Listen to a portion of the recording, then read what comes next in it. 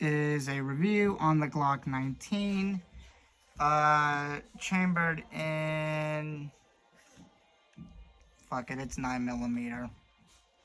No magazine.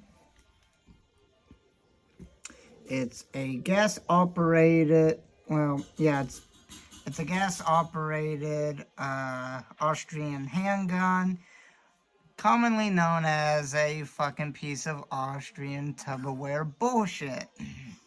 These guns were actually introduced in the 80s. That actually made a lot of people scared because they thought these could actually go through metal detectors.